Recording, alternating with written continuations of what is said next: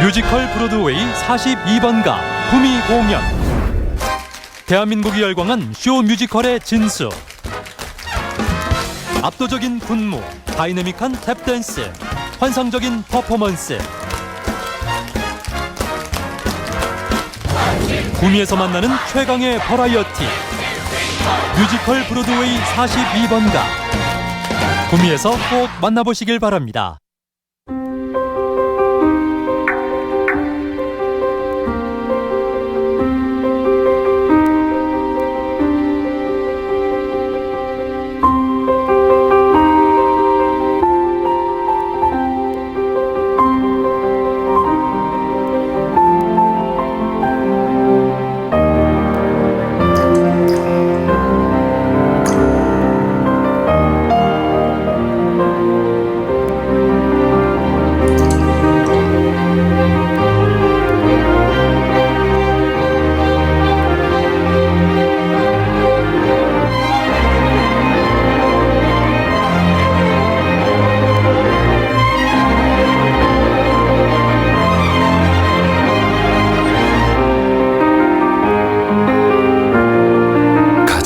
작품이 되다.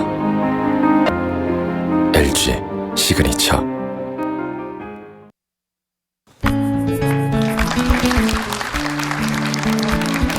안녕하십니까.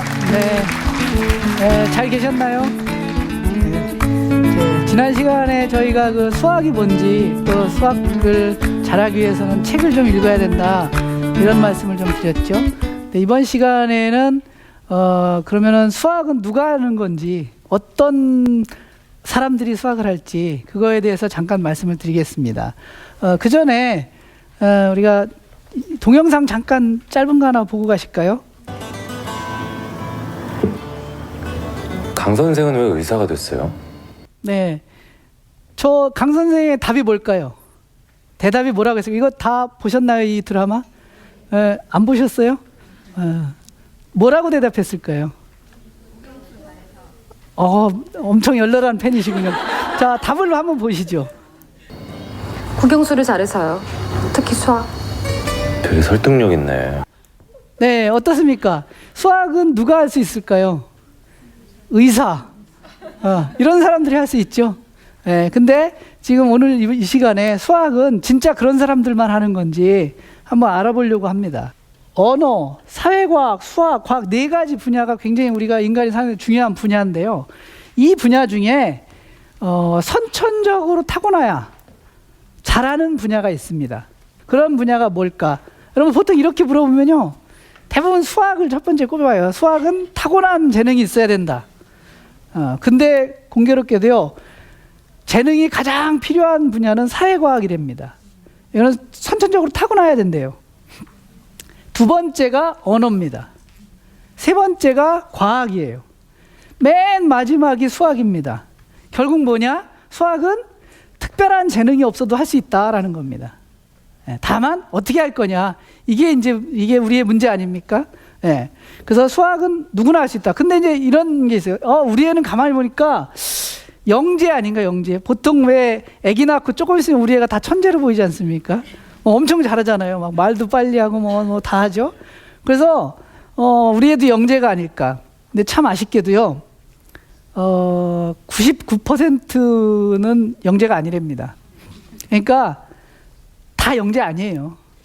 우리 여러분들 자녀도 그렇고 제 애들도 그렇고 영재 아닙니다. 그냥 평범한 애들이에요. 다만 그 평범한 애들도 어떻게 하면 수학을 잘할 수 있다. 그겁니다. 자, 그래서 이제 어떤 애들이 영재인가, 그러면 그거를 한번 봤습니다. 근데 보통 우리가 영재하면 뭐라고 합니까? IQ도 엄청 좋아야 되고 막 뭐 집중력도 있어야 되고 하죠? 근데 그게 아니랍니다.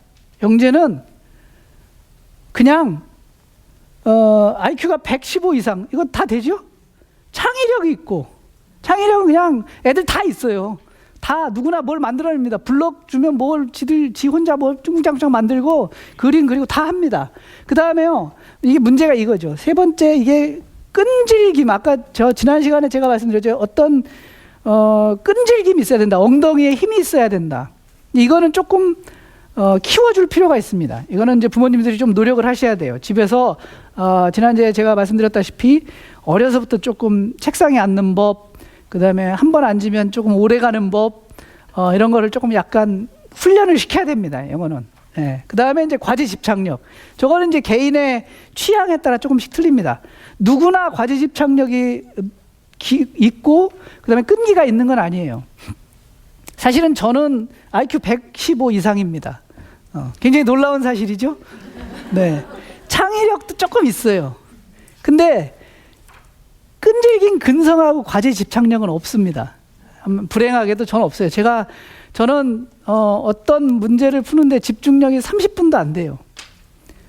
그래서 제가 그 연구실에서 앉아서 뭔가 수학을 연구하고 등등 할 때도 30분 이상 앉아 있는 적은 없습니다. 그냥 한 20분 앉아 있다가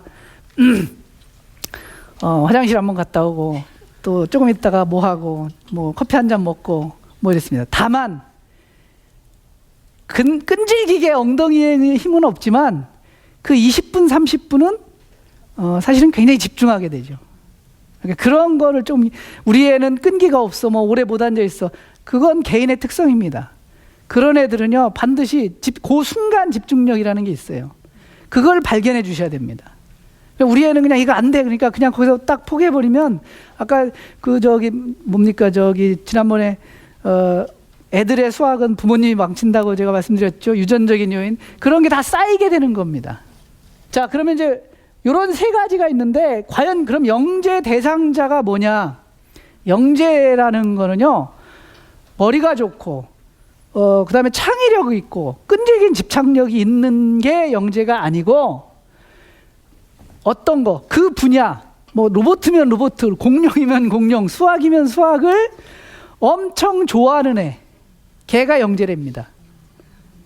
왜? 자기가 좋아해야지 거기에 집착이 생기고 끈질김이 생기고 뭘 문제를 해결하려고 하는 게 생기겠죠. 근데 우리는 그건 잘 안 봐요.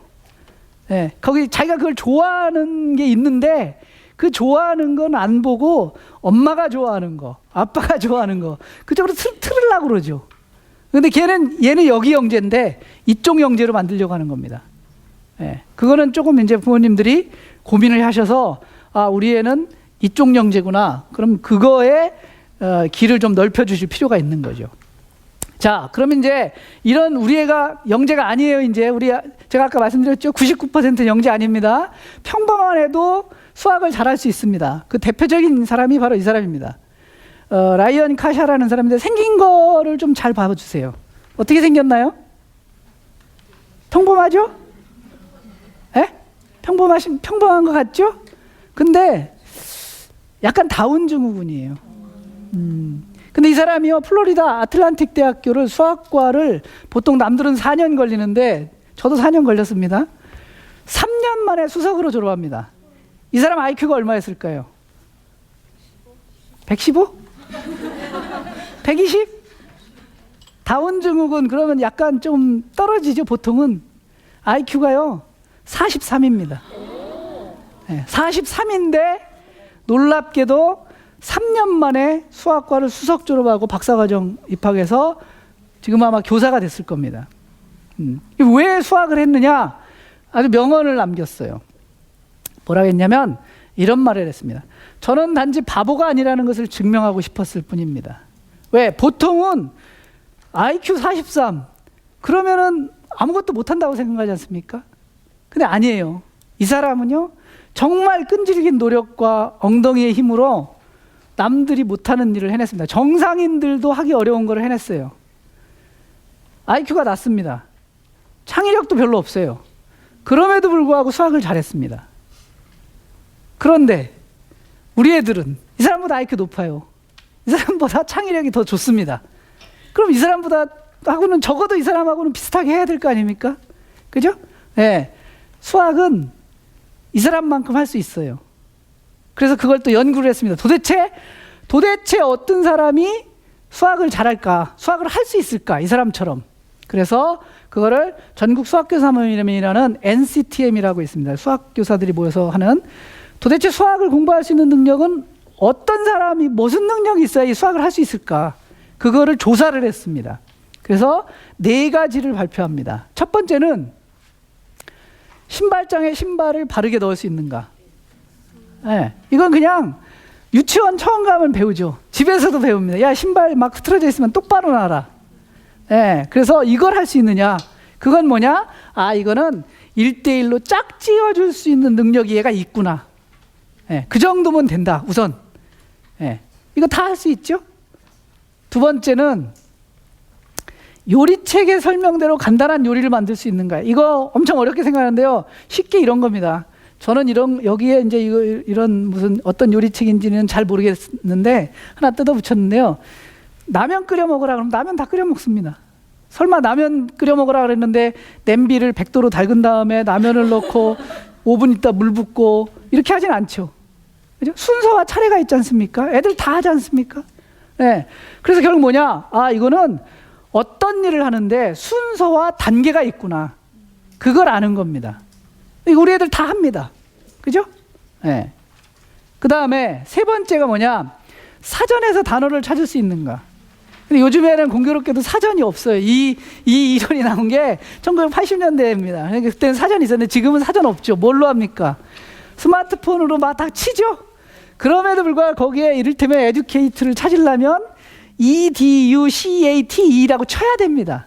그 순서와 ABCD를 늘어놓을 수 있는 방법, 이런 걸 이해하고 있느냐. 즉 여기서는 영어지만 우리가 뭐 고구마 치면 고구마라는 걸 우리가 입력할 수 있는지, 찾을 수 있는지, 이거 누구나 합니다. 애들 조금만 하면 다 하죠. 이건 뭐냐? 대소관계. 어떤 게 먼저 오고 어떤 글자가 나중에 오고 이런 걸 알 수 있느냐. 순서가 뭐냐? 차례가. 이게 이제 수학에서는 굉장히 중요한 능력입니다. 마지막이 사실은 최고 중요합니다. 마지막이 뭐냐면 약도를 그릴 수 있는가. 이것도 초등학교에서 다 하죠. 우리 동네 약도 그리기 뭐 해가지고 다 합니다. 자, 이게 뭐냐? 이거는요, 이게 수학의 키 중에 하나입니다. 우리가 이게 잘 안 돼요. 이게 추상화입니다. 추상화. 눈에 보이는 건 잘해요. 근데 이 추상화라는 건 뭐냐? 수학에서 원하는 추상화가 뭐냐면 눈에 안 보입니다. 아까 제가 이제 이게 3가지를 말씀드렸는데 3가지 앞에 있고 4번째 게 최고 중요하다고 그랬죠. 3가지는 다 해도 4번째 거가 안 되면 수학에서 좀 어려움을 겪습니다. 이 4번째 거는 뭐 하는 거냐? 제가 이를테면 약도 이러면 이게 뭐냐면 이제 자, 약도를 그립시다 그러면 우리 동네가 머릿속에 그려져야죠, 우선. 그럼 우리 동네를 이해를 하고 있어야 됩니다. 어디에 뭐가 있는지. 그걸 내가 그려요. 그려서 보여줍니다. 그건 뭐냐면 내가 알고 있는 거를 머릿속에 받아들여서 그걸 재구성한 다음에 남한테 그걸 설명할 수 있느냐. 좀 복잡하죠? 그거가 추상화입니다. 이게 최고 어려워요, 사실. 애들이 수학을 포기하는 결정적인 이유가 바로 여기입니다. 수학을 포기하는. 제가 사실은 얼마 전에 그 인터넷, 요즘에는 그 우리 전문 용어로 짤방이라고 혹시 아세요? 짧은 영상 모아놓는? 거기를 어떻게 하다가 뭘 찾게 됐습니다. 그랬더니 수학 수포자들이라고 그러죠, 보통은. 그건 이제 그 용어도 별로 안 좋은데 수학을 포기하는 사람들 언제 포기할까? 그게 이제 나와 있더라고요. 근데 보니까 몇 가지가 지금 제가 이제 생각나는 게 누가 자꾸 물에다 소금을 넣을 때. 네. 그 아세요? 뭐 소금물 몇 %의 소금물에 물을 뭐 얼마를 넣었더니 몇 %가 됐다. 그 다음에 철수와 영희가 걸어가다가 달려갈 때. 뭐 그냥 가지 왜 꼭 달려가고 가다가 자전거 타고 가고 뭐 그러지 않습니까? 네, 그런 거. 그 다음에 주머니에서 그냥 공을 꺼내면 되지. 왜 꼭 빨간 공 꺼냈다, 파란 공 꺼냈다. 뭐 이런 거. 자, 근데 그게 다 뭐냐? 다 이거예요. 그림이 안 그려지는 거예요, 머릿속에. 그림이 안 그려져서 이게 어려워집니다. 그래서 이 간단한 약도를 그릴 수 있다가 사실은 최고 쉬운 것 같지만 가장 어렵고 이것 때문에 이거가 잘 안 돼서 사실은 애들이 조금 어려움을 겪는. 그래서 이게 언제 나타나느냐? 사실은 이게 초등학교 4학년에서 5학년 올라갈 때 한 번 나타나고, 초등학교에서 중학교 올라갈 때 한 번 나타나고, 그 다음에 중학교 2학년쯤에 한 번 나타나고, 결정적으로 고등학교 1학년 때 나타나고. 그게 이제 포기하는 단계입니다. 근데 우리 애들이 거기를 넘어가야 이제 끝까지 수학을 놓치지 않고 할 수 있는 거가 되는 겁니다. 그게 추상화를 얼만큼 잘할 수 있느냐. 지난 시간에 제가 독서에 대한 이야기를 잠깐 말씀드렸죠. 책을 읽어야 된다. 책 읽는 게 문해 능력, 이게 문장을 읽고 이해하는 능력을 기른다라고 말씀을 드렸는데, 그것뿐만이 아니고 책을 읽으면요, 이를테면 소설책, 동화책을 읽으면서 머릿속에 뭘 합니까? 상상이 되죠. 그림이 그려집니다. 그게 추상화입니다. 그거를 해야 된다 이거예요. 예. 근데 그거를 안 하고 우리는 그거를 하는 대신에 막 계속 뭐 어디 학원 보내고 어디 보내고 이거 하죠. 그럴 시간에 책 한 권 더 읽히는 게 훨씬 더 수학을 잘하게 만드는 방법입니다. 이거 훈련시켜야 됩니다. 네.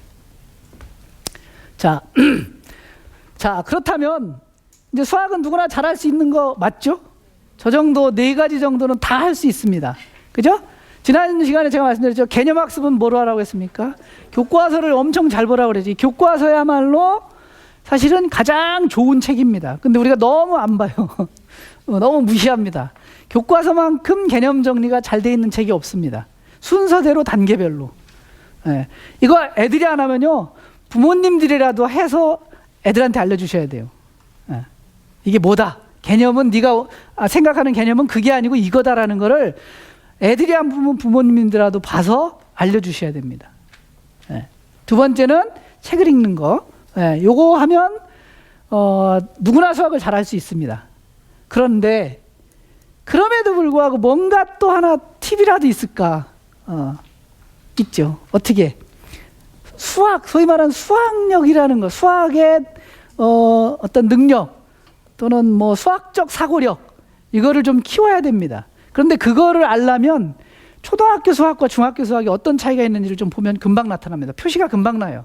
그래서 저건 조금 이따가 이제 제가 중학교 수학과 초등학교 수학의 차이점은 이제 조금 이따가 말씀을 드리겠습니다. 자, 요거는 이제 잠깐 쉬어가는 틈으로요. 이 하트가 어느 쪽으로 돌고 있는지 아세요? 오른쪽으로 돌고 있는 분, 왼쪽으로 돌고 있는 분, 이 하트가 내려오는 분, 올라가는 분. 네? 다 되죠? 다 안 되나요? 다 되죠? 왜 다 될까요, 저게? 사실은 올라가고 돌아갈까요? 왜 저렇게 될까요? 깜빡깜빡 하는데 우리가 생각을 그렇게 하는 겁니다. 순간순간 우리의 생각이 이걸 지배하는 거예요. 그 순간순간의 생각이 사실은 창의력이고 우리가 어떻게 결정할 수 있는지를 내주는 수학적 그 능력입니다. 좀 더 어려운 문제로 가볼게요. 여기 여성이 돌고 있습니다. 오른쪽으로 돌고 있다. 네, 왼쪽으로 돌고 있다. 그래서 왜 똑같은 그림인데 서로 틀리죠? 네? 오른쪽 왼쪽. 그러면은 지금 오른쪽으로 돌고 있는데, 시계 방향으로 돌고 있는데 반대로 돌려보세요. 한번 돌아가요? 돌아갔어요? 네. 어떤 때 돌리느냐? 지금 발이 겹쳐질 때, 지금 말고요, 지금 겹쳐질 때 생각을 바꿔보세요. 저쪽으로 시선을 바꿔 돌려보세요. 거꾸로 돌아갑니까? 아, 이분들은 생각이 굉장히 유연하신 분들이에요. 이런 분들 수학 잘합니다. 네. 왜? 생각을 자꾸 빨리빨리 바꿀 수 있어야 돼요. 한 가지 가다가 막히면 다른 생각을 할 수 있어야 됩니다. 재밌죠? 네. 그리고 이거는 어디든지 조정이 가능합니다. 자, 넘어갈게요. 이제 머리를 풀었으니까 수학은 잘 아시겠지만 이제 기본이 굉장히 중요합니다. 이게 이제 개념을 어떻게 할 것인가, 이게 이제 중요하죠. 그죠? 자, 보실까요? 우리가 초등학교에서 분수의 덧셈 배우죠? 2분의 1 더하기 3분의 1은 얼마입니까? 5분의 2죠? 아닌가요? 분모는 분모끼리, 분자는 분자끼리 더하는 거 아닌가요? 이렇게 하는 거 아니에요? 틀렸죠? 그죠? 이게 틀렸습니다. 여러분들이 배운 데에서는 틀렸죠. 그런데 어떤 수학자가 이게 맞았다고 가정하면 무슨 일이 벌어질까를 고민했어요. 생각을 조금만 바꿔본 거예요. 늘 우리는 이게 맞다고 생각했는데 학교에서 배워주는 거 이거 맞다고 생각했습니다. 근데 이게 틀리다고 했어요. 근데 이게 옳다면 하고 다른 수학을 전개해봤어요. 그랬더니 엄청난 일이 벌어졌습니다. 이런 일이 실제로는 현실에서 쓰여요. 어디에 쓰이느냐? 가장 대표적인 예가 야구 타율 계산하는 데 쓰입니다. 두 타석에 들어와서 안타 하나를 쳤을 때가 2분의 1이지요. 세 타석 들어와서 한 개 쳤을 때 3분의 1입니다. 그러면은 그 사람은 모두 5타석에서 안타 2개를 친 겁니다. 분모는 분모끼리, 분자는 분자끼리 더해요. 현실에서는 이런 일이 굉장히 많이 벌어집니다. 근데 우리는 이거 틀렸다고 해요, 다. 애들이 혼동스럽습니다. 그럼 어떻게 해야 되느냐? 이런 것도 맞을 수 있어요. 좀 생각을 열어둬야 됩니다. 근데 초등이나 여기서는 저런 걸 맞다고 하면 안 되겠죠. 그렇지만 네 생각도 이렇게 해서 옳지만 사실 너는 지금은 이걸 요거를 해야 된다. 이런 쪽으로 좀 유도를 해야 되겠죠. 어쨌든 수학은요, 저런 기본적인 것부터 차근차근 알아가야 됩니다. 왜냐하면 수학은 누적적인 과목이에요. 이렇게 밑에 거 모르면 위에 거 모릅니다. 예를 들어서 이런 어떤 특정 분야 이름 들어서 하지만 국어는요, 시를 잘 못해도 소설에서 좋은 점수 받을 수 있습니다. 그죠? 소설을 잘 못해도 내가 고전문학에서 또 좋은 점수 받을 수 있어요. 영어도요, 내가 투부정사 잘 몰라도 저기 무슨 해부동사 이런 거, 동명사 이런 거, 관사, 명사 이런 거 잘할 수 있습니다. 물론 나중에 하면 다 잘 되겠죠. 그러니까 딱히 이걸 못한다고 해서 이걸 잘한다고 해서 이걸 잘한다 그런 건 없어요. 그냥 이거 못해도 이거 잘할 수 있습니다. 다른 과목들은. 근데 수학은 그게 안 돼요. 수학은 이거 못하면 얘도 못하고 얘도 못하고 다 못합니다. 그게 뭐냐? 바탕을 깔아 잘 기초를 다져줘야지 그 다음을 얹을 수가 있어요. 수학만 그렇습니다. 네. 그래서 이게 기본입니다. 수학은 그래서 기초가 중요해요. 특히 그래서 초등학교 수학이 굉장히 중요합니다. 초등학교 때 맨날 연산만 시키면요, 연산밖에 못해요. 추상화가 안 됩니다. 다시 말하면 연산 능력은요, 나이 들면 다 해요. 1초 빨리 해서 좋아지는 거 없습니다. 네. 자, 그 다음에 이제 왜 이렇게 계산할까? 이게 바로 이제 계산하는 능력이 아니고 사고력입니다. 이거를 자꾸 왜 이렇게 해야 될까? 왜 이렇게 해야 될까? 고민하다 보면 2 더하기 3이 5다. 이걸 쫙 계산하는 게 아니고 왜 2에다가 3을 더하면 5가 되는지 그걸 고민하게 돼요. 그러면 다른 걸 안 알려줘도 그냥 합니다. 네. 근데 우리는 너무 그걸 애우게 시키죠. 이거 엄청 많은 돈을 투자해서 시키죠. 저희 집에도 사실 안푼 문제집이 이만큼 있습니다. 애들이. 이게 좀 잘못된 겁니다. 그러니까 이 계산력이 아니고 사고력을 좀 길러줘야 됩니다. 그래서 이제 이번에 새로 나온 교육과정, 지금 이제 여러분들 자녀들이 배우고 있는 교육과정은 학생들에게 이런 걸 다 포함해서 흥미, 가치, 거기다가 덧붙여서 수학에서 인성까지 기르게, 자신감, 의지, 즐거움, 성공 경험 이런 것들 다 할 수 있게끔 해주자. 그래서 그러려면 어떻게 해야 되느냐? 내용을 좀 줄여야 되겠다. 쉬운 내용으로 바꿔야 되겠다. 이래서 내용을 대폭 줄입니다. 매번 줄이고 왔어요. 그런데 이런 게 있습니다. 저도 저 교육과정을 좀 편성하는 데 끼어 있었지만, 낀 사람이 이런 얘기를 하면 안 되지만, 여러분들이 그걸 아셔야 돼요. 우리가 이제 지난주에 4차 산업혁명이 있는데 그 시기에 이 4차 산업혁명 시대에 잘 먹고 잘 살고 남들보다 또 내 직업이 튼튼하려면 남들이 안 하는 걸 해야 되겠죠. 그러면 뭐냐? 암만 어려워도 꼭 해야 될 게 있습니다. 그죠? 그 다음에 암만 쉬워도 하지 말아야 될 게 있어요. 안 해도 되는 게 있습니다. 근데 우리는 안 해도 되는 거, 쉬운 거 너무 여기로 집중을 시켜요. 우리 애들 어려워, 힘들어. 공부시키는데 너무 힘드니까 이거 어려운 거 빼고 이걸 해야 돼. 네. 지금 현재 그렇게 가고 있습니다. 그런데 그렇게 가면은 20년, 30년 뒤에 얘들이 어른이 됐을 때는요, 다른 나라하고 경쟁이 안 돼요. 이미 다른 나라는 그보다 더 많은 어떤 기초를 쌓아놓았기 때문에 우리가 따라갈 수가 없습니다. 지금 우리가 이만큼 먹고 사는 거는 여러분들 또 우리 위의 세대분들이 엄청나게 열심히 공부하고 남의 거 베껴오고 우리가 옛날에 80년대, 90년대에 짝퉁 시장 짱이었습니다. 지금은 중국이 그거 하죠. 근데 지금 우리가 뭘 해야 되냐? 그 짝퉁을 넘어서 새 걸 만들어야 됩니다. 지금 만들고 있는데요. 이대로 가면 다시 베껴와야 돼요. 왜? 새 기술이 없어요. 어려운 거 아무도 몰라. 네. 그래서 결국 뭐냐? 이게 제대로 가고 있는지 여러분들의 자녀들이 어렵다고 해서 이걸 안 시켜야 될지 꼭 시켜야 될지는 정말 심사숙고를 해봐야 됩니다. 그게 뭐냐? 이제 이런 거예요. 데스잉은 나중에 하고 먼저 붓에 물감을 주는 방법을 알려주겠다. 예. 밑그림은 나중에 그리고 우선 색칠 먼저 해. 이게 안 맞죠. 우리는 색칠 먼저 가르치는 겁니다. 지금 이 바탕을 안 알려주고 이거의 가장 대표적인 게 얘가 이런 겁니다. 이 그림이 뭔지 아세요? 유명한 화가인데 이거 저 피카소의 아비뇽의 처녀들이죠. 예. 여기 이 작품이 바로 1907년도 작품인데요. 최초의 입체주의 작품입니다. 입체주의라는 게 뭐냐면 평면에다가 입체를 그렸어요. 말하자면 평면 지금 보면 저 이렇게 앞밖에 안 보이죠? 근데 피카소는 여기서 뭘 생각했느냐? 앞도 있지만 제가 입체인데 뒤도 있고 옆도 있겠죠. 그래서 옆도 뒤도 다 그려놓은 겁니다. 한꺼번에. 그럼 볼 때 입체적으로 보이게. 그게 이제 입체파입니다. 자, 이거는 아주 유명한 작품이죠. 게르니카입니다. 이것도 마찬가지예요. 근데 그림을 보세요. 저도 이 정도는 그릴 수 있어요, 사실. 그죠? 이게 뭐 초등학생이 그린 것 같지 않습니까?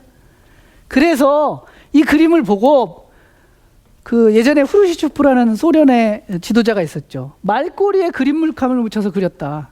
저거 누구나 다 그리는 거다. 근데 피카소가 처음부터 저렇게 그렸냐? 그건 아니다 이거예요. 피카소가요, 어렸을 때 아주 어렸을 때요, 남의 그림을 보고 정말 똑같이 그려서 누가 어떤 게 진짜인지를 구분할 수 없을 정도로 잘 그렸대요. 근데 왜 그런 그림을 그리게 됐느냐? 생각을 바꾼 겁니다.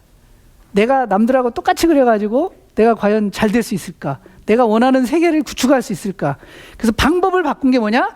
안 보이는 것도 그리자. 그게 입체파입니다. 피카소에서부터 시작된. 그래서 우리가 피카소의 그림을 몇십억씩 주고 사는 겁니다. 그의 아이디어를 사는 거죠. 예. 그게 우리 애들이 앞으로 살아나가야 될 길입니다. 예. 자, 이것도 좀 역설적인 이야기인데요. 아주 일본의 키요시라는 아주 유명한 수학자가 있습니다. 이 복소 해석학이라는, 우리는 눈에 보이지 않지만 맨날 저 허공을 잡는 수가 있어요. 복소수라는 수가 있는데요. 눈에는 안 보입니다. 그렇지만 과학에 여러분들이 갖고 다니는 스마트폰, 무슨 테레비, 무슨 전철 이런데 엄청 쓰이는 숫자가 복소수입니다. 이건 개수로 세는 숫자는 아닙니다. 그 사람이 뭐랬냐? 옛날에 수학을 못했어요, 이 사람이.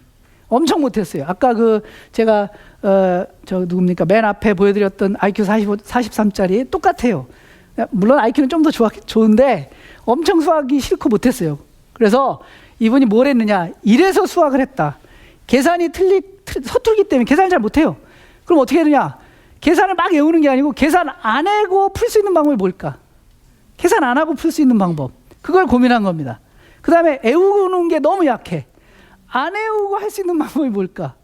그걸 고민하다 보니까 그걸 할 수 있는 과목은 수학밖에 없더라. 예.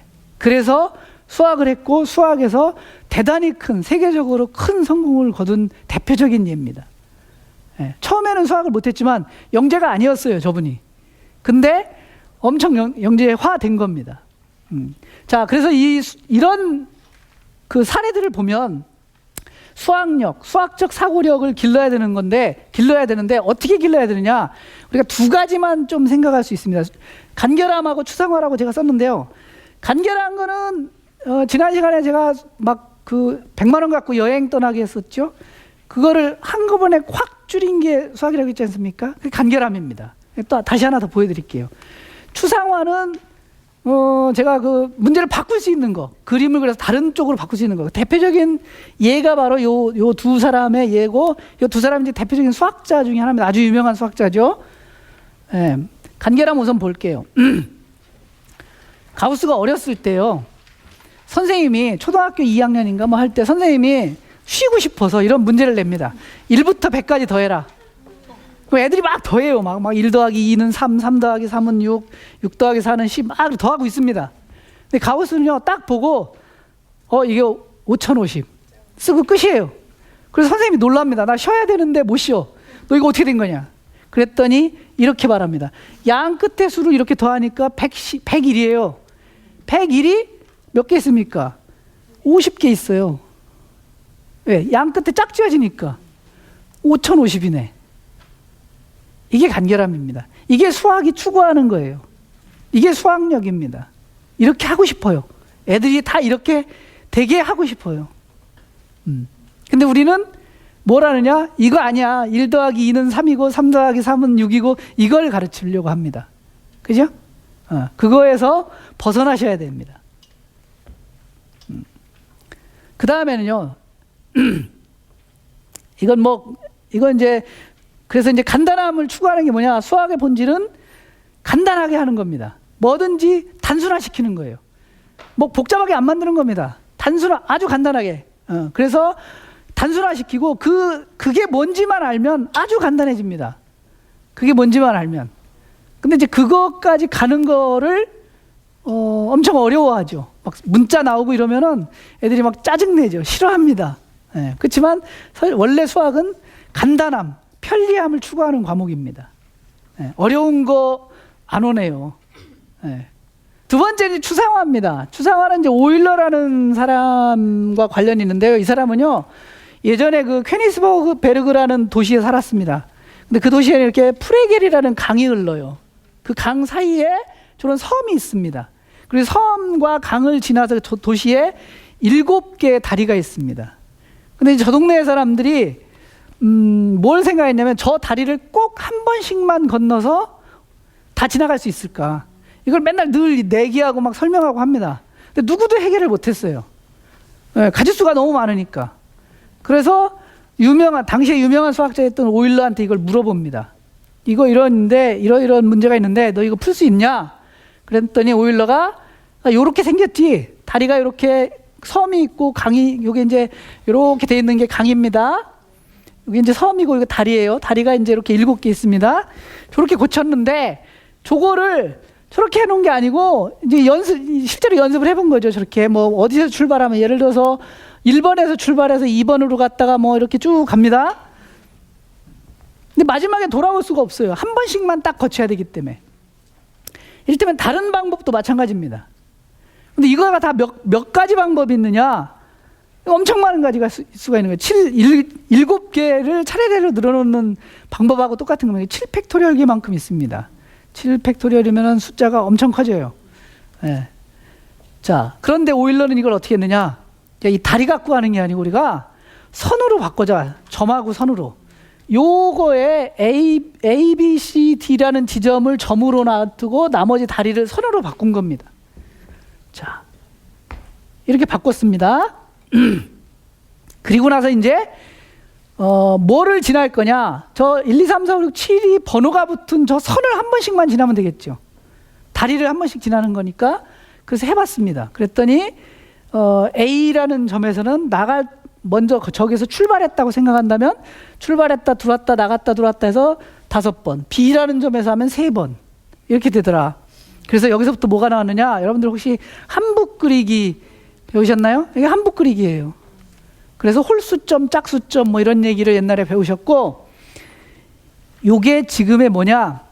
여러분들 무슨 전자기기에 보면 막 뜯어 보면 뒤에 회로가 있습니다. 회로. 그 회로를 건설하는데 이런 쓰이는 수학적 도구 중에 하나입니다. 또 저기 대구에 지하철이 3개 있죠? 그 노선도를 설계하는 게 요겁니다. 버스 노선 어떻게 정하냐? 이런 식으로 정합니다. 수학이 어디 쓰이냐? 그런 데 쓰여요. 이게 뭐에서 시작했느냐? 단순하게 현실 문제인데 그 현실 문제를 다리를 들고 온 게 아니고 그놈을 다른 수학적 모델로 바꾸어서 소위 말해서 추상화시켜서 갖고 온 겁니다. 이런 게 필요해요. 이게 사실은 아까도 말씀드렸지만 학생들한테는 이게 굉장히 어려운 문제죠. 요거는 힘을 길러야 됩니다. 자, 어떻게? 이렇게 길러야 돼요. 없죠. 있다면? 예, 있다면 이거밖에 없습니다. 그럼에도 불구하고 어떻게 할 수 있느냐? 산만해서는 우선 안 됩니다. 저는 산만한데요. 산만해도 막 엄청 산만하진 않아요. 조금 그래도 나름 집중력이 있습니다. 그래서 그 순간 집중력을 좀 길러줄 필요가 있습니다. 두 번째는 암기는 이제 많이 시키지 마세요. 암기는 로봇이 할 겁니다. 그렇다고 해서 전혀 안 시키면 안 됩니다. 지금 시험 봐야 되니까 지금 시키셔야 돼요. 자, 그 다음에 이게 또 중요해요. 생각의 함정에 빠지면 안 됩니다. 왜 애들이 똑같은 문제를 계속 틀리냐면요. 똑같은 곳에서 똑같은 생각을 해서 똑같이 틀려요. 늘 그 생각을 하게 됩니다. 늘 거기서는. 그렇게 문제가 만들어져 있어요. 그걸 벗어나게끔 해주는 게 중요합니다. 근데 그게 잘 안 되죠. 그래서 놀려야 됩니다. 조금. 애들도 머리를 쉬어야 돼요. 이게 무슨 공부하는 기계도 아니고 애들이 무슨 막 어디 학원도 보내고 막 하지 않습니까? 애들 지쳐요. 여러분들 어렸을 때 학원 그렇게 많이 다니셨나요? 아니죠. 우리 열심히 놀았습니다. 놀아야 수학력, 창의력이 생기고 사고력이 더 커집니다. 왜? 경험을 그만큼 많이 해요. 그래서 이 생각의 함정에 빠지지 않게 하기 위해서는 쉬어야 됩니다. 우리 요즘에 그런 거 많이 했죠. 멍 때리기. 아무 생각 안 하는 겁니다. 그게 생각을 키우는 방법 중에 또 하나예요. 그 다음에 물론 다른 과목도 잘 해야 되죠. 이런 건 다 아는 얘기죠. 그럼 부모님들이 해줄 수 있는 게 뭐냐? 없어요. 다섯 번째, 그럼 이제 마지막에 어떻게 해야 되냐? 스스로 해야 됩니다. 스스로. 그럼 부모님들 어떻게 해야 되냐? 스스로 하는 애들을 지켜봐야 되겠죠. 지켜봐야 되는데 이렇습니다. 야, 너 들어가서 공부해. 스스로 해야지. 막 들어갑니다. 애가 5분 있다 나옵니다. 왜 나왔어? 목말라. 나왔어요. 물 먹고 들어갑니다. 좀 한 5분 있다 또 나와요. 왜 나왔어? 화장실. 또 들어갑니다. 좀 이따 5분 있다 또 나와. 왜 나왔어? 배고파. 뭐 떡볶이, 과자 줍니다. 들랑들랑 해요. 이거 어떻게 해요? 스스로 못하죠. 그럼 어떻게 합니까? 부모님들이. 화나죠. 집에서 그 꼴을 안 보려면 학원 보내고. 그죠? 그럼 회피하는 겁니다. 어떻게 해야 되느냐? 스스로 할 때까지 기다리셔야 돼. 끊임없는 관심과 등등등등으로 참을인자를요, 우리가 3개 쓰면 살인을 면한다고 하는데요. 참을인자 제가 이제 칸이 모자라서 다 못 썼어요. 저만큼 쓰셔야 됩니다. 꾹 참아야 돼요. 물 먹으러나 목말라. 먹어야지. 좀 참으세요. 뭐 배고파. 뭐 먹어야지. 공부가 안 돼. 더워. 뭐 해야지. 끊임없이 참고 그 다음에 기다려 주셔야 돼요. 그럼 애들이 합니다. 지쳐서 해요. 지쳐서. 지들도 지칩니다. 지쳐서 해요. 그러니까 이거는요, 이제 누가 이기냐의 싸움이죠. 사실은. 이제 왜냐면 애들은 사실은 산만하지 않은 애들이 어디 있겠습니까? 아직 다 애들이 정서가 다 완전히 완성된 것도 아니고, 그죠? 그래서 우리가 꾹꾹꾹 참고 그걸 길러줘야 돼. 조금씩 5분씩 10분씩 막 한꺼번에 막 1시간 앉아있는 애 없어요. 우리 그런 애 아닙니다. 99명은 아니에요. 다 그냥 평범한 노말이에요. 그거 어떻게 해야 되느냐? 끝까지 참으셔야 됩니다. 이 끝까지 참아낼 자신이 있고 이렇다면 애를 가르치셔도 돼요. 같이 공부하셔도 됩니다. 그런데 제가 어디 가서 이렇게 말합니다. 야, 이거 못하면은 집에서 하지 마라. 그런데 그런 분들이 대부분 그럼 잘하느냐? 그거 아니에요. 우리 애들이 학원 가면 공부 엄청 열심히 할 것 같죠? 아니에요. 다 잡니다. 우리는 열심히 돈을 내줘요. 마음의 위안은 되죠. 내가 너를 위해서 학원비를 막 내줬어. 마음의 위안은 됩니다. 학원 선생님만 좋아해요. 돈이 오늘도 들어오는구나. 예, 그게 결코 바람직한 방법은 아닙니다. 그럼 어떻게 해야 되느냐? 책 읽히고요. 끊임없이 참고. 그래도 안 된다. 그러면 같이 하시는 수밖에 없어요. 좀 같이 애하고 그 수준을 맞춰서 같이 공부하고 같이 이야기하고, 그게 가장 좋은 방법입니다. 저는 이걸로 제가 강의를 어디 다니면서 성공하신 분을 많이 봅니다. 이제 제가 문제를 좀 내볼게요. 맞춰보세요. 간결함과 추상화가 합쳐진 문제입니다. 이제 이걸 계산해 보세요. 4분의 1 더하기 4분의 1 제곱 더하기 4분의 1에서 3승 더하기 4분의 1 4승 더하기 땡땡땡이 있는데 다 더하면 얼마일까? 이게 이제 영재 문제에 나오는 것들입니다. 예, 이걸 막 계산을 안 해요. 영재들은 어떻게 하느냐? 이렇게 합니다. 그냥 4분의 1. 그죠? 4분의 1의 제곱은 또 4분의 1, 4분의 1. 또 4분의 1에 4분의 1. 쭉 가면 얼마예요? 결국은 이렇게 세 칸 중에 이렇게 중에 한 줄이네. 그럼 3분의 1이죠. 그죠? 계산하기 싫어서 아까 제가 수학자 말했지 않습니까? 계산하기 싫어서 계산 안 하는 방법을 생각하는 겁니다. 이걸 계산하라. 계속 계산하면은 그냥 우리는 그 문제의 함정에 빠지는 거예요. 저런 문제를 초등학생한테 낸다. 물론 큰일 나죠. 교육과정 위배라서 큰일 나지만, 저런 문제를 냈다. 그럼 이걸 계산하라고 내는 문제가 아닙니다. 다른 방법으로 풀으라는 얘기예요, 이게. 네. 또 다른 문제. 자, 이런 밭이, 땅이 있습니다. 이게 길이 이렇게 나 있어요. 요 길이 안 난 요 부분의 넓이를 어떻게 구할까? 어렵죠? 네. 이것도 그렇게 우리가 알고 있는 대로 정사각형의 직사각형의 넓이는 가로 곱하기 세로 이런 거로 푸는 게 아니고요. 얘를 몰아버립니다. 한쪽으로 길을. 그럼 이렇게 딱 나와요. 이미 답이 있어요, 이 안에. 이거를 이렇게 생각할 줄 알아야 됩니다. 자, 이제 이거 중학교 수학하고 초등학교 수학하고 어떤 차이가 있는지 제가 이제 하나씩 보여드리면서 좀 설명을 해드릴게요. 우선 초등학교 문제 2를 100번 곱했을 때 1의 자리수느냐, 이건 이제 실제로 초등학교 4학년 규칙 찾기 문제입니다. 이런 문제를 풀어요, 초등학교 애들이. 그럼 이제 한 번 곱하면 2, 두 번 곱하면 4, 세 번 곱하면 8, 6, 2. 그 다음에 뭐 나올까요? 5번 곱하면 2 나왔어요. 끝에 자리가. 6번 곱하면 4, 7번, 8번, 9번, 10번, 11번 이렇게 쭉 나오겠네요. 그래서 결국 뭐냐? 6이 나옵니다. 100번째는 6이 나와요. 자, 똑같은 문제가 중학교에서는 어떻게 바뀌느냐? 2의 100승의 1의 자리는 뭘까? 얘하고 무슨 차이가 있을까요? 없죠? 얘는 2를 100번 곱하는 겁니다. 얘도 2를 100번 곱하는 표시예요, 이게. 표시만 달라집니다. 이게 실제로 중학교 1학년 거듭제곱 문제입니다. 똑같아요. 똑같은데 차이가 뭡니까?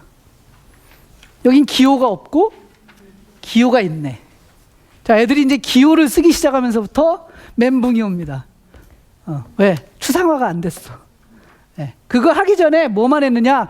2는 100번 곱해봅니다. 네. 왜? 우리 계산 뭐 시키지 않습니까? 연산 뭐 이거 해야 된다. 이거는 하는데 이게 뭔지를 몰라요, 이게. 그래서 못 풉니다. 똑같은 문제인데도 불구하고. 자, 두 번째. 초등학교 5학년 약수합에서 문제입니다. 12와 18의 최소 공배수를 구하여. 이거 실제로 나오는 문제입니다.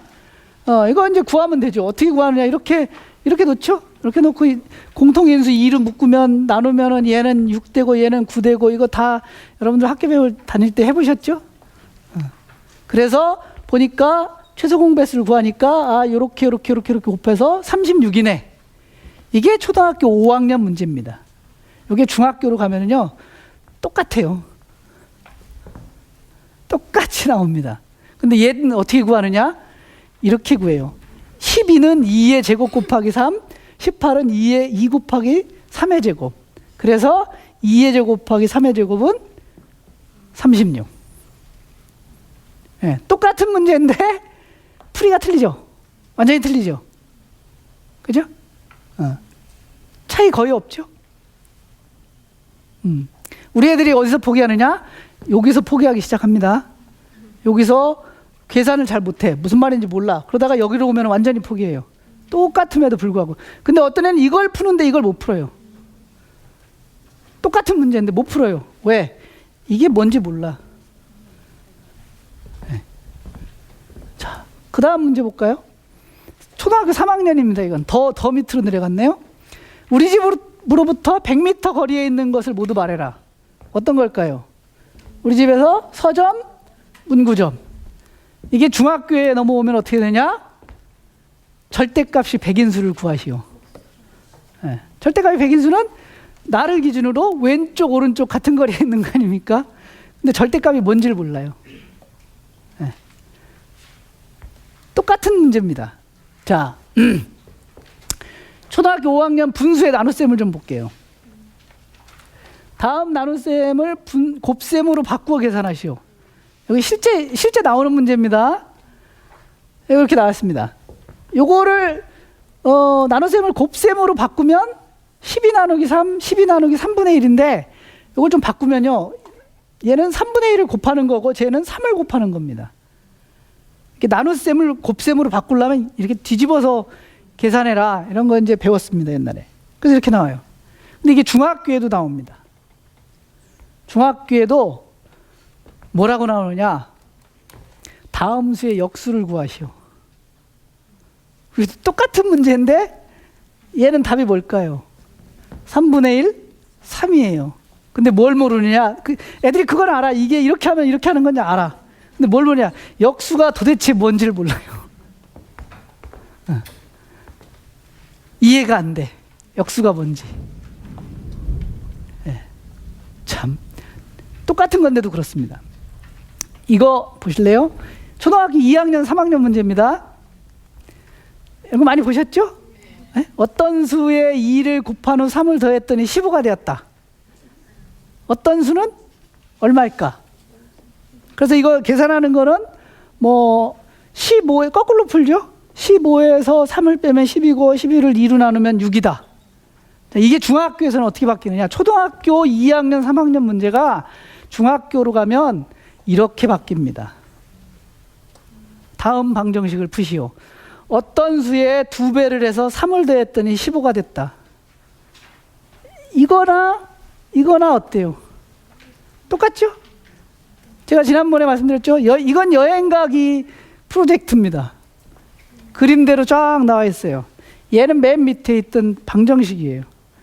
네. 근데 우리는 어떤 쪽을 원하냐? 간결함을 원합니다. 짧은 거가 좋아요. 이렇게 안 가고 이제 이렇게 갈 거예요. 그렇게 가는 과정입니다. 이건 푸는데 이건 못 풀어요. 희한하죠? 똑같은데 못 풉니다. 그것도 2학년 때 배운 거야. 초등학교 2학년, 뭐 6학년 때 배운 것도 아니고 초등학교 6학년 때는 이제 네모가 나옵니다. X 이런 거 못 쓰니까 네모의 2배에서 뭐 어쩌고 이렇게. 그것만 X로 바꿔놓으면 똑같은 건데 여전히 못 풀어요. 네. 참 어렵습니다. 하나 정도. 자, 이것도 똑같이 나오면 합동. 자, 다음은 합동이다. 합동이라는 얘기는 같다는 얘기죠? 그죠? 그러면은 여기서는 변의 이름이 기역 니은으로 나옵니다. 중학교에 올라가면 ABC로 나오죠. 그죠? 예. 그래 여기 2cm, 여기 뭐 8cm 각도 똑같아요. 100도, 105도입니다. 그거 찾으라는 겁니다. 중학교 때 똑같아요. 다음 중 합동인 걸 찾아라. 근데 못 찾습니다. 왜 못 찾냐? 여기는 기역, 니은, 디귿, 리을, 미음, 비읍, 시옷, 니은으로 나는데 여기는 ABC로 나오고요. 번호도 안 줘요. 어떤 때는. 맞출 수가 없어. 돌려보지를 못했어요. 어떻습니까? 다 똑같습니다. 그럼 이것이 자 이제 제가 초등학교 문제와 중학교 문제를 보여드렸는데 이건 이제 저기 뭐냐면 입체도형입니다. 다음 각부를 이름을 말하시오. 다음 입체도형의 이름을 말하시오. 얘와의 차이는 뭐냐면요. 얘를 알아서 얘를 잘랐어요. 자른 게 얘입니다. 그죠? 얘는 자르기 전, 자른 다음. 우리는 뭐라고 하냐면 얘는 각불대라고 그래요. 예. 그래서 그 대자나 더 붙은 것밖에 차이가 없어요. 근데 말 못합니다.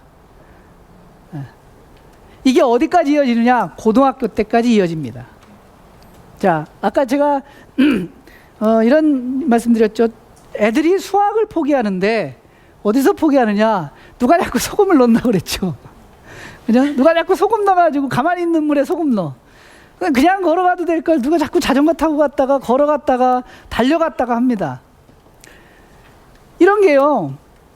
어떻게 되는 거냐?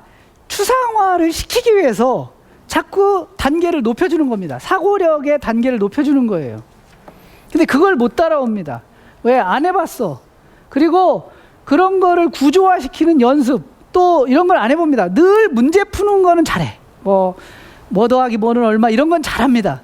그렇지만 지금처럼 잘라보고 그어보고 붙여보고 돌려보고 이런 건 잘 모릅니다.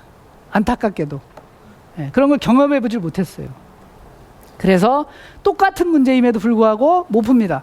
더 심한 건 잘 아시겠지만 중학교 문제가 고등학교 문제하고 틀리느냐? 똑같아요. 그냥 X가 옛날에는 하나였는데 두 개로 늘어났어. 그거밖에 차이가 없습니다. 예. 그러니까 이게 밑에 거를 잘 알면 위에 거는 그냥 자연히 쌓입니다. 그래서 초등수학이 굉장히 중요해요. 초등수학이 굉장히 중요하고 초등수학을 잘만 잡아놓으면 중학교, 고등학교까지 그대로 잘 이어집니다. 근데 물론 예외는 있죠. 간혹 가다가 막 초등학교 수학 이런 거 안 했는데 막 갑자기 잘하는 놈들이 있습니다. 근데 여학생은 잘 안 되더라고요. 남학생은 그런 애가 있습니다. 갑자기 어느 날 갑자기 공부를 안 하다가 나 공부해야지 하고서 막 갑자기 뭐 사춘기 지나서 막 공부를 하기 시작해요. 근데 그게 보통은 남학생은 그게 좀 되더라고요. 그런 애들이 있습니다. 자주 나타나요.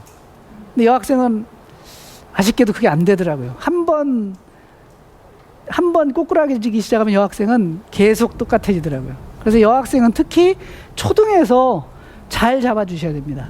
어디서? 특히 4학년, 5학년서부터. 왜? 4학년, 5학년 때 애들이 최고 어려워하는 분수, 소수, 덧셈, 빼셈, 곱셈 이런 거 나와요. 근데 그게 늘 연산만 막 강조하고 연산만 하다 보면 머릿속에 남는 게 없습니다. 그림이 안 그려져요. 이게 2분의 1 더하기 3분의 1이 좀 이렇게 뭔가 이게 영상으로 남았으면 좋겠는데 안 남습니다. 숫자만 갖고 막 하다 보면 안 돼요.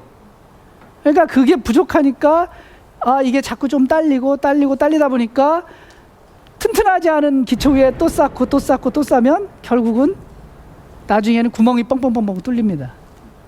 네, 수학에서 구멍 뚫리면 이제 끝이지요.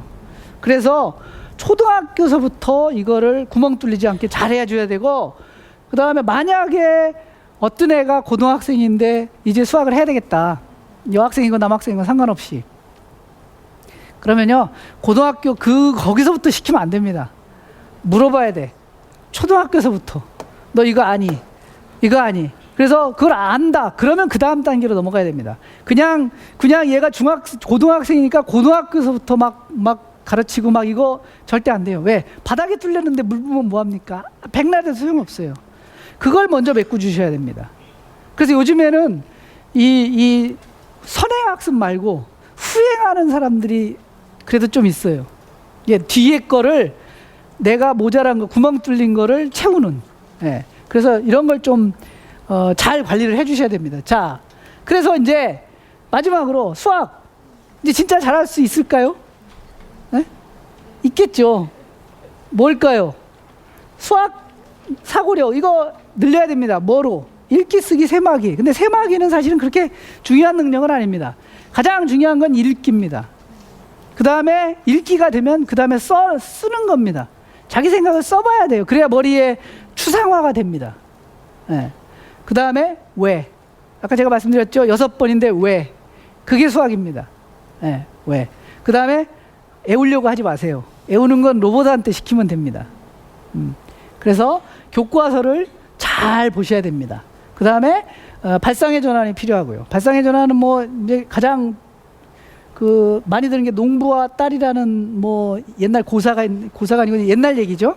어떤 집 동네에 엄청 잘 사는 이제 그 나쁜 부잣집이 있고, 이 농부가 그 부잣집한테 이제 뭐 쌀을 꼬 먹었습니다. 흉년이 들어서. 그 다음에 갚아야 돼요. 근데 어떤 조건으로 빌려줬냐? 못 갚으면 네 딸을 나한테 시집 보내라. 예, 그래서 그 다음에 또 흉년이 들었어요. 시집 보내야 돼. 그런데 이 그 욕심쟁이가 이제 내기를 이제 하죠. 시집 보낼 때 내가 너한테 마지막 기회를 주기 위해서 이 주머니 속에 까만 공 하나와 하얀 공 하나가 있다. 그런데 네가 하얀 공을 잡으면 시집 안 와도 된다. 그러면 어떡합니까? 그래서 이 딸이 갑니다. 근데 분명히 쟤는 녀석에다가 만약에 까만 공을 잡으면 시집 안 온다면 다 하얀 공만 넣었을 거니까 뻔하니까. 그래서 딸이 갑니다. 가서 어떻게 하느냐? 보자기에 손을 넣는 게 아니고요. 보자기 밖에서 공을 잡고 뒤집습니다. 그럼 어때요? 떨어지겠죠. 흰색이 떨어지면 이 속에 있는 건 까만 거, 까만 게 떨어지면 하얀 거. 그게 뭐냐? 바로 발상의 전환이에요. 또 맨날 똑같은 방법으로만 풀려고 하는 거는 절대 안 된다는 거예요. 수학에서는. 그리고 마지막이 바로 저겁니다. 지난번에도 말씀드렸지만 독서. 이게 가장 중요하고 수학뿐만이 아니고 모든 과목을 잘 할 수 있게끔 만들어주는 가장 초보, 기초, 정말 중요한 방법입니다. 수학을 잘하려면 어떻게 해야 되느냐? 책을 읽히세요. 이게 제 마지막 이야기입니다. 이걸 하면 어려서부터 잘 시키면 수학은 자연스럽게 완성될 겁니다. 오늘 여기까지 말씀을 들어주셔서 고맙습니다.